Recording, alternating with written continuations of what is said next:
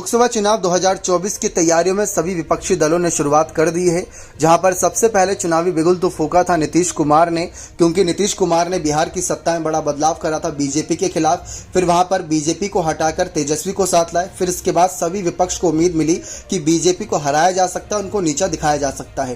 फिर अभी हाल ही में कर्नाटक और हिमाचल चुनाव जीतकर कांग्रेस पार्टी ने यह साबित करा कि ईवीएम जैसे जो घोटालों की बात होती है वो शायद यहाँ पर काम ना करे। तो यहाँ पर पूरी तरीके से काम करेगा संगठन का मजबूत होना। मायावती ने भी साफ ऐलान किया कि हमारी पार्टी अकेले चुनाव लड़ेगी। सोनिया गांधी के साथ पिछली बार नजर आई थी कर्नाटक चुनाव के जब शपथ समारोह था, तब सोनिया गांधी के साथ की तस्वीरें जो गले लगाती हुई तस्वीरें हैं, उस दौरान ममता बनर्जी भी शामिल हुई थी। तो अगर आप गौर करें तो 2014-2019 में राहुल गांधी पीएम कैंडिडेट के रूप में थे। मायावती ने दोनों ही बार विपक्ष का ज्यादा समर्थन ना करते हुए गठबंधन जरूर किया था। ऐसा नहीं था कि किसी से गठबंधन ही नहीं किया था, गठबंधन उन्होंने किया था। तो एक बड़ा प्लस पॉइंट यह था कि मायावती शुरुआत से ही विपक्ष के खिलाफ भी नहीं थी, लेकिन बीजेपी के खिलाफ जरूर थी। अब ऐसे में कांग्रेस पार्टी ने यही विचारधारा रखते हुए भारत जोड़ो यात्रा में मायावती को आमंत्रित किया था। मायावती ने उससे साफ किनारा कर लिया, ये कहते हुए कि व्यस्त हैं, लेकिन उनके कुछ सांसद भारत जोड़ो यात्रा में पहुंचे थे। राहुल गांधी की काफी तारीफ भी की थी। खैर, बीजेपी के खिलाफ होना और बीजेपी के खिलाफ लड़ना, दोनों में जमीन आसमान का अंतर है। खिलाफ सिर्फ बातें करने से कुछ नहीं होता। अगर आज के समय मायावती के कोई भी अगर आप ट्वीट या फिर कोई बयान की तरफ गौर करें तो उनका निशाना ना सिर्फ बीजेपी रहती है बल्कि कांग्रेस भी रहती है, क्योंकि उनको पता है कि अगर बीजेपी हारती है तो लोकसभा चुनाव कांग्रेस जीतती है, अगर कांग्रेस हारती है तो बीजेपी जीतती है। कोई तीसरा संगठन आगे बढ़ ही नहीं पाएगा। ये सबसे बड़ा एक जो कहीं ना कहीं चाल है मायावती समझ चुकी हैं। अब आप देखें कि अखिलेश यादव, ममता बनर्जी, नीतीश कुमार, तेजस्वी यादव, उद्धव ठाकरे, शरद पवार, केजरीवाल, सभी बड़े नेता इस समय कुल मिलाकर कांग्रेस का समर्थन कर रहे हैं, क्योंकि जो सर्वे निकलकर सामने आ रहे हैं उसमें दावा किया जा रहा है 30-35% की राहुल गांधी इस समय पीएम पद के कैंडिडेट के लिए एक अच्छे दावेदार हैं और पीएम मोदी को चुनौती देंगे। लेकिन अब आप गौर करें कि अगर एक बार फिर से कांग्रेस को ही समर्थन कर देंगे तो 75 सालों में ऐसा क्या बदलाव आया जिससे यहां पर कुछ बदला हो। मतलब केजरीवाल को अगर एक बारी को समर्थन किया जाए तो समझ में आता है कि सचमुच बदलाव होगा। तो यह सारी चर्चाओं का विषय और मायावती ये रणनीति अच्छी तरीके से भाप चुकी हैं।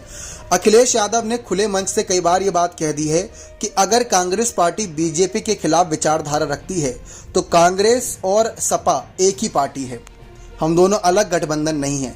लेकिन मायावती ने क्या कहा था, जब राहुल गांधी की सांसद सदस्यता गई थी तो सभी को उम्मीद थी कि मायावती इस समय बीजेपी के खिलाफ विपक्ष का साथ देंगी और नए संसद भवन के मामले पर भी बीजेपी के खिलाफ विपक्ष का साथ देंगी। लेकिन दोनों ही मामलों में उनका सबसे पहला निशाना कांग्रेस रहता है, फिर बीजेपी रहता है।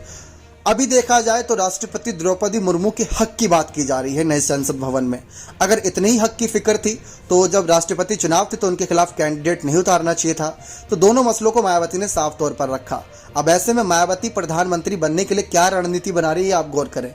दरअसल मायावती जानती हैं कि आज नहीं तो कल विपक्ष उनके सामने बेबस होगा, मजबूर होगा, क्योंकि मान लीजिए कि 540 प्लस सीटों के लोकसभा चुनाव की लड़ाई होगी, 272 बहुमत चाहिए होगा, लेकिन क्या वो बहुमत कोई हासिल कर पाएगा? अगर बीजेपी हासिल कर लेगी तो एनडीए का जो गठबंधन साथ रहेगा वो कितना उनको समर्थन करेगा, वो गौर करने वाली बात है कि क्या उतना गठबंधन समर्थन करेगा कि 300 का आंकड़ा पार करके आराम से सरकार बन जाए। अगर ऐसा नहीं होता और मामला फंसता और किसी को बहुमत नहीं मिलता तो मायावती के सामने दोनों रास्ते खुले होंगे। तो मायावती इस समय बड़ी चालाकी के साथ आगे यहाँ पर अपने प्लान एग्जीक्यूट कर रहे हैं, क्योंकि उनको पता है कि कांग्रेस को समर्थन करके भी वो प्रधानमंत्री नहीं बनेंगी और बीजेपी को समर्थन करके भी वो प्रधानमंत्री नहीं बनेंगी। ये बात अच्छी तरीके से जानती। अभी हाल ही में जब नए प्रदेश अध्यक्ष बीएसपी के बनाए गए थे, विश्वनाथ ने साफ कहा कि हमारा अगला मकसद मायावती को प्रधानमंत्री बनाने का है। इसके पीछे का मकसद उनका ये था कि सबसे पहले हमें संगठन को मजबूत करना होगा। जैसे कांग्रेस पार्टी की बात कर ले, उनसे बड़े उदाहरण कोई नहीं होगा। आज के समय में कांग्रेस पार्टी से टूटकर ना जाने कितनी पार्टियां बनी, एनसीपी, टीएमसी, बहुत सारी पार्टियां जो कांग्रेस पार्टी से टूटकर बनी हैं। ठीक वैसे ही बीएसपी का अगर वोट बैंक कम हो रहा है तो वोट बैंक कहीं नहीं हो रहा, बल्कि कम नहीं हो रहा, बल्कि वो बट रहा है। कई सारे ऐसे नेता हैं जो पहले बीएसपी में थे, फिर बीजेपी में गए, समाजवादी पार्टी में आ गए। उन्हीं में से एक आप जानते हैं बेहतरीन नेताओं के तौर पर यहाँ पर कई सारे, स्वामी प्रसाद मौर्य की बात कर लें, बीएसपी पार्टी में नंबर 2 का पद था उनका, लेकिन फिर बीजेपी में गए, फिर बीजेपी की सरकार बनी, फिर 2022 में आ गए अखिलेश यादव के साथ। तो ये सब चलता रहता है, तो उनके साथ उनका वोट बैंक भी आ गया। तो जो लोग ये कहते हैं कि वोट बैंक कम हो रहा है, कम नहीं हो रहा, बढ़ रहा है, तो वही हाल कांग्रेस का भी है, वही हाल अब इस समय समाजवादी पार्टी का ना हो जाए, ये गौर करने वाली बात होगी।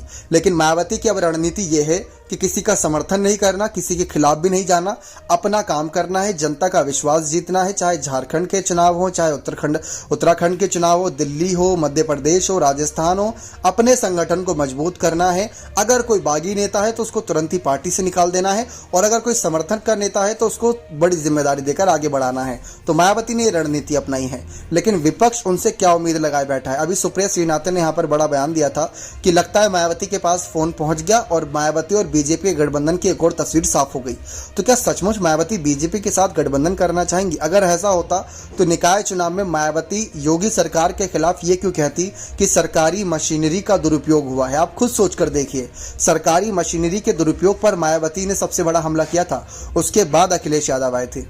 तो मायावती की रणनीति साफ है कि ना ही नीतीश का साथ देना है, ना ही मल्लिकार्जुन खड़गे का साथ देना है, किसी का साथ नहीं देना। केजरीवाल भी अपनी अलग रणनीति करते हैं, उनको सबसे पहले अपने वोट बैंक को मजबूत करना है और उसके बाद अपने आप को आगे बढ़ाना, क्योंकि कांग्रेस से इतनी बार्गेनिंग करके प्रधानमंत्री तो बनने से रही, तो उनको पता है, इसलिए वो आगे बढ़ना अकेले का फैसला है। लेकिन वो कारगर साबित होगा या नहीं, ये तो आने वाला वक्त ही बताएगा। लेकिन इन सब के बीच चर्चा इस बात की हो रही है कि मायावती की रणनीति किस ओर जाएगी, मायावती का अगला कदम किस ओर रहेगा, मायावती किस ओर यहाँ पर अपने फैसले लेंगी।